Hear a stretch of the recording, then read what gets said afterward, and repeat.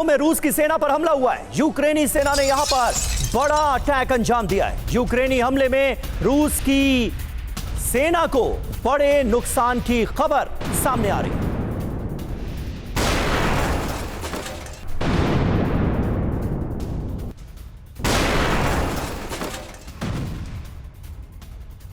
जी हां, तो खार्कोव में रूस ने ड्रोन से किया हमला।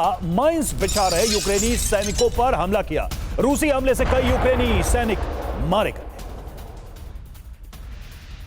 और यूक्रेनी सेना पर रूसी टैंकों का बड़ा हमला हुआ है। आगे बढ़ते सैनिकों की मदद के लिए गोलाबारी की गई है। सैनिकों की मदद में जुटे बुराटिया के रूसी टैंक। ये देखिए तस्वीरें।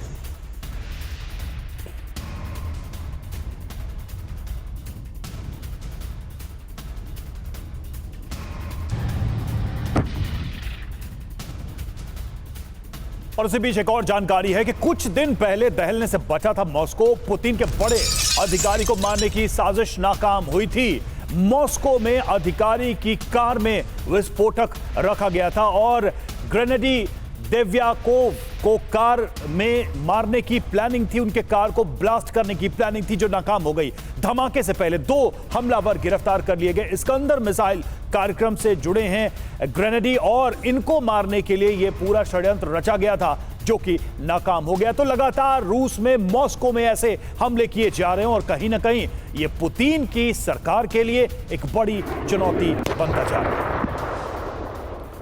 और हमारे साथ इस वक्त तमाम खास मेहमान जुड़ चुके हैं TV9 भारतवर्ष के स्टूडियो में। हमारे साथ हैं मेजर जनरल संजय सॉय साहब, रक्षा विशेषज्ञ के तौर पर ब्रिगेडियर संदीप थापर भी हमारे साथ मौजूद हैं, कमांडर राजीव सरदाना हमारे साथ जुड़े हुए हैं और सुमित चौधरी हमारे संवाददाता जो पल पल की अपडेट लगातार हम तक पहुंचा रहे हैं वो भी हमारे साथ हैं। सुमित, ये हो क्या रहा है? 7 दिन में 4 मर्डर और अब तो कई तरह की नई जानकारियां सामने आई हैं जिसमें कई हत्या की प्लानिंग थी लेकिन जिसे अंजाम नहीं दिया जा सका। यानी बड़े पैमाने पर रूस के अंदर व्लादिमीर पुतिन के खासम खास लोगों को मौत के घाट उतारा जा रहा है। यह मुमकिन कैसे हो रहा है? इसके पीछे कौन है? क्या जानकारियां सामने आई? समीर, बिल्कुल, क्योंकि इस समय रूस की भी जो एजेंसीज हैं, इन्वेस्टिगेशन एजेंसीज, वो भी शॉक्ड हैं क्योंकि अभी मैं आपको बताऊं जुलाई महीने में एक इसी तरीके के एक बड़े अटैक्स को इनिशिएट किया गया था और टर्की में जाकर उस शख्स को पकड़ा गया। तब उससे बातचीत हुई, जब उसको पकड़ा गया तो उसने बताया कि उसको इन सारे कामों के लिए यूक्रेन की तरफ से ट्रेन किया गया था, पैसे दिए गए थे। लेकिन ऐसा नहीं है कि 6 महीने बाद भी वो सिलसिला रुका, यानी नेटवर्क बहुत अच्छे तरीके से स्टेब्लिश हो चुका है। हमने कल भी देखा कि कैसे एक जो हमने देखा कि जो केमिकल बायोलॉजिकल वेपन्स के जो हेड थे उनको ऐसा किया गया। इससे पहले लगातार मिसाइल के अंदर जो इग्रा मिसाइल या दूसरी मिसाइलों के हेड थे उनको लगातार असैसिनेट करने के लिए एक बड़ा प्लान तैयार किया। तो ऐसा लग रहा है कि की पोजीशंस को, यानी कि आप कह सकते हैं कि जो ऑफिशियल्स हैं उनको टारगेट करने का एक बड़ा ऑपरेशन है।